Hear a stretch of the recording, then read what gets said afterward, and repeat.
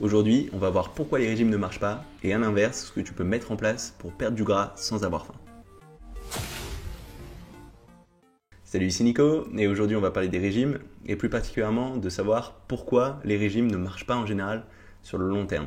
Parce que si tu as déjà essayé un régime, tu as peut-être déjà été confronté à ça, que peut-être qu'au début tu arrives à perdre du poids, mais qu'après plusieurs semaines, après plusieurs mois, c'est très dur de maintenir cette perte de poids. Et soit on n'arrive plus à progresser, plus à perdre plus de poids, voire parfois on finit par reprendre carrément ce poids et parfois plus que ce qu'on avait fait avant. Et c'est vrai que j'observe ça assez souvent avec les personnes que j'ai coachées. Les personnes qui ont fait des régimes, elles finissent toujours par rechuter. Alors déjà, pourquoi ça arrive ça? En fait, il y a deux gros facteurs qui font que c'est très dur de maintenir les régimes classiques où on diminue juste les quantités de ce qu'on mange sur le long terme. La première chose, c'est que c'est super dur de lutter contre la sensation de faim. Parce que si tu décides de juste diminuer les quantités de ce que tu manges, ton corps il va juste voir qu'il y a les mêmes choses qui rentrent mais en plus petite quantité et tu vas avoir une sensation de faim qui va être très forte. Et ça, peut-être que tu peux y lutter pendant quelques jours, quelques semaines, voire quelques mois si tu as beaucoup de volonté, si tu es très motivé. Mais à terme, ce qui va forcément se passer, c'est que tu vas craquer. Alors ce sera peut-être pas au bout de 2 mois, peut-être pas au bout de 3 mois, ce sera peut-être même au bout d'1 an. Mais ce que j'ai toujours observé, c'est que systématiquement, il y a ce retour en arrière à plus ou moins long terme. Donc en soi, déjà, ça, c'est pas terrible, parce que ça veut dire que les efforts et toute cette douleur que tu as dû encaisser en ayant faim, ça sert pas à grand chose, puisque à la fin, tu reviens à ton point de départ.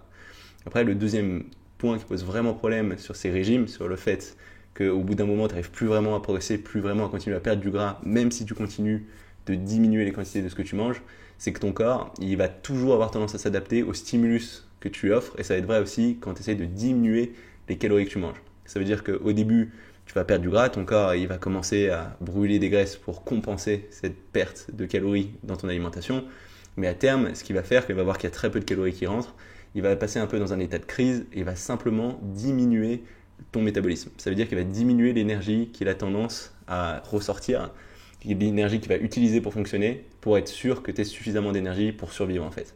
Et ce qui va se passer, c'est que du coup, vu que tu vas brûler moins, tu vas brûler de moins en moins d'énergie et tu auras beau manger de moins en moins, tu ne vas pas réussir à continuer à perdre. Et le pire dans tout ça, c'est que vu que tu auras moins d'énergie pour fonctionner, ça fera moins d'énergie pour tes entraînements, ce sera moins efficace, ce sera dur de maintenir ton muscle et ça va être d'un point de vue sportif vraiment terrible. D'ailleurs, il y a une étude qui a été conduite par Eric Trexler, Abby Smith-Ryan et Layne Norton, qui est d'ailleurs un scientifique assez connu que tu peux retrouver sur YouTube, qui était autour justement de cette adaptation métabolique qui a lieu dans ce cas de perte de gras pour les sportifs. Et ce qui en ressort, c'est que systématiquement, quand tu décides de perdre du gras, tu vas avoir cette adaptation métabolique qui va avoir lieu et que ça va être très dur de maintenir tes performances si tu fais ces régimes très agressifs d'un point de vue nutrition et qu'à un certain point, au-delà duquel, ce sera vraiment dur de maintenir tes performances. Du coup, ce qu'il va falloir faire, c'est au contraire y aller plus progressivement, voire carrément changer d'approche, pas forcément restreindre la quantité de calories, mais plus jouer sur la quantité. Et c'est ce à quoi on va arriver là, c'est du coup qu'est-ce qu'il faut faire pour réussir à perdre du gras si le régime classique il marche pas.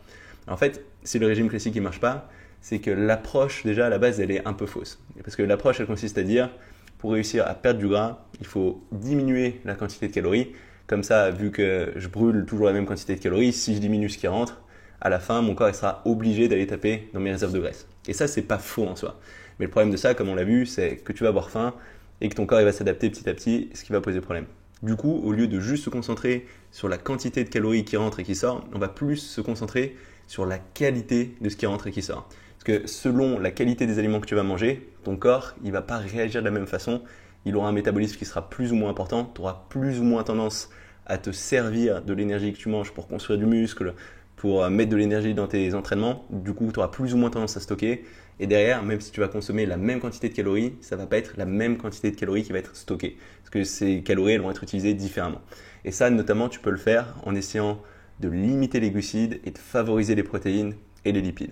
Et notamment, il y a une étude assez intéressante qui a été faite dans l'Institut Polytechnique de Virginie, au sein de l'Institut de nutrition de cet institut, qui a mis en avant l'impact d'une nutrition riche en protéines, peu riche en glucides, en comparaison avec une alimentation riche en glucides, peu riche en protéines, dans le cas d'une perte de gras. Et ils ont fait ça chez la femme, et ce qu'ils ont observé, c'est que concrètement, ceux qui avaient l'alimentation plus riche en protéines, moins riche en glucides, ils avaient plus tendance à perdre du gras et ils avaient aussi moins faim. Donc c'est tout à fait possible de ne pas avoir faim et de perdre du gras. Alors pourquoi il y a cette différence entre glucides et protéines? En fait, ça c'est lié à une hormone qu'on appelle l'insuline. Et l'insuline, c'est une hormone qui est produite par ton corps, qui est très importante, qui va permettre à ton corps d'utiliser l'énergie qui vient de tes aliments. En gros, tes glucides, ils vont passer sous forme de glucose dans le sang une fois digérés, et ce glucose pourra être utilisé par tes différents tissus, notamment tes muscles, mais aussi pour entrer dans toutes tes autres cellules, même ton foie, même tes cellules adipeuses, il va avoir besoin de cette insuline. Et du coup, ton corps, il va produire de l'insuline quand ton taux de glucose dans le sang va augmenter pour utiliser ce glucide dans tes cellules.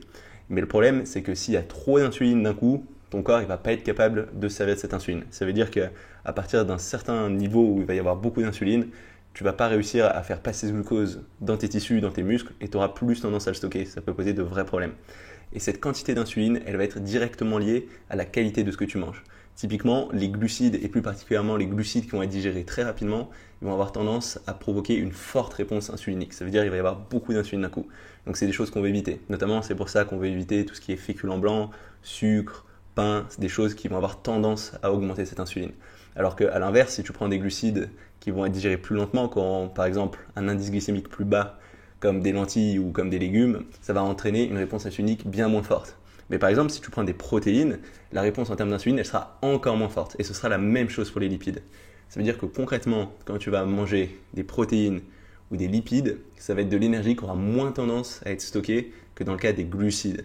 Et du coup, nous, ce qu'on veut, c'est avoir juste assez de glucides pour avoir l'énergie qu'on veut pendant nos séances d'entraînement. Parce que les glucides, c'est quand même un élément important quand on va avoir des entraînements intenses. C'est ce qui va te permettre d'avoir cette énergie facilement accessible qui va te permettre de vraiment donner dans tes séances et de bien stimuler ton corps.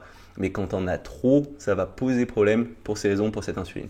Donc nous, ce qu'on veut en fait, c'est pas diminuer les calories en diminuant les quantités globales, mais essayer de diminuer la quantité de glucides par rapport à ta quantité de protéines et ta quantité de lipides. Et ça va être vrai aussi pour les lipides, parce que les lipides, même si ça va t'apporter plus de calories en proportion comparé aux glucides, puisque un lipide, tu vas avoir 1 gramme de lipides, ça va faire 9 calories, alors que 1 gramme de glucides, ça va faire 4 calories, donc moins de la moitié. Et bien malgré ça, vu que c'est de l'énergie qui va entraîner une réponse différente de ton corps, notamment au niveau de cette insuline, tu auras quand même moins tendance à le stocker.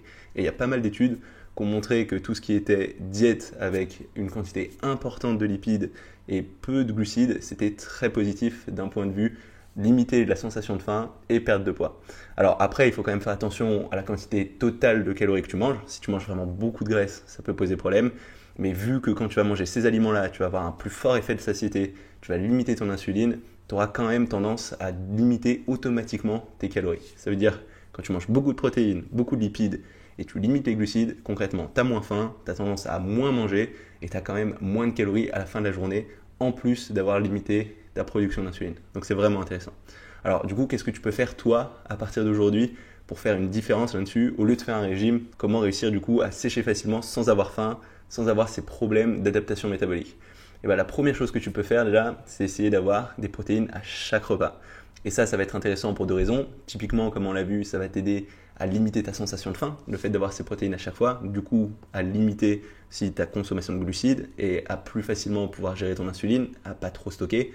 Mais aussi, ça va te permettre d'avoir assez de protéines sur l'ensemble de ta journée pour construire du muscle, parce que c'est aussi important. Ensuite, un deuxième point qui fera une grosse différence, c'est essayer d'avoir systématiquement des légumes avec chacune de tes portions de glucides. Alors j'en ai déjà parlé la semaine dernière dans ma vidéo sur la grande règle sur laquelle tout le monde est d'accord en nutrition, à savoir avoir plus de légumes.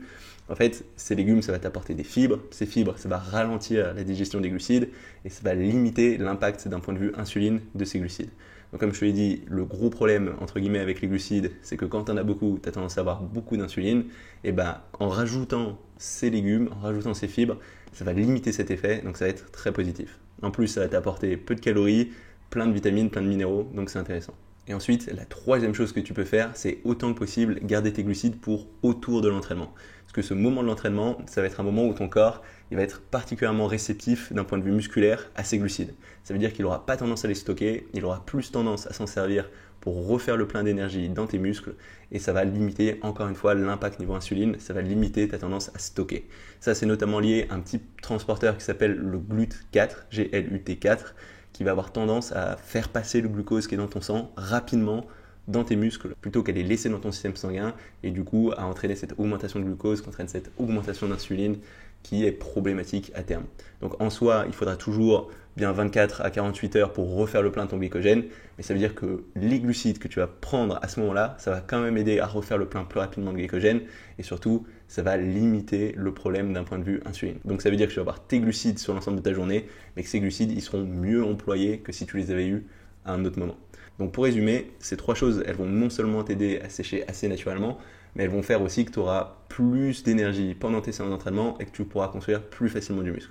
Donc déjà avoir des protéines à chaque repas, matin, midi et soir, ce qui te permettra de bien gérer tes effets de satiété et d'avoir suffisamment de protéines sur l'ensemble de ta journée. Ensuite, rajouter systématiquement des légumes à chaque fois que tu vas avoir une portion de glucides. Donc là aussi, ça peut être matin, midi et soir si tu en as à chaque fois. Et enfin, autant que possible, essayer d'avoir tes glucides autour de ton entraînement, que ce soit un peu avant ton entraînement, un peu après ton entraînement. Moi, c'est l'endroit que je préfère les mettre. C'est plus facile à gérer avec la digestion, mais que ça se situe à peu près au même moment de la journée, puisque c'est là que tu pourras avoir tes glucides sans que ça ait trop d'impact d'un point de vue prise de gras. Donc voilà, ça va être tout pour cette vidéo. Ce que je veux que tu retiennes, c'est simplement que les régimes où tu fais que diminuer les quantités, c'est pas viable sur le long terme. Ça a été prouvé par la recherche. Dans la pratique, c'est quelque chose que tu as probablement observé sur toi-même ou sur les gens autour de toi. On finit toujours par craquer. Donc ça sert à rien de faire des choses qui ne marchent pas. Essaye de mettre en place des choses nouvelles pour avoir de nouveaux résultats. Si jamais ça t'a plu, tu peux mettre un petit pouce bleu. Tu peux mettre aussi un petit commentaire. Si tu veux me joindre pour qu'on échange un peu, n'hésite pas à m'envoyer un mail à nico.dalam@gmail.com. Je lis tous mes mails, j'essaye d'y répondre autant que possible, le plus vite possible. Je n'ai pas forcément le temps de regarder tous les commentaires, mais niveau mail, j'essaie d'être vraiment très réactif dessus. Donc c'est là où il faut que tu envoies tes questions. Aussi, si tu n'es pas encore inscrit à ma chaîne YouTube, n'hésite pas à le faire maintenant. Comme ça, tu sauras quand je sors de nouvelles vidéos. J'en sors toutes les semaines. Et du coup, on se retrouve très rapidement pour une nouvelle vidéo. Salut!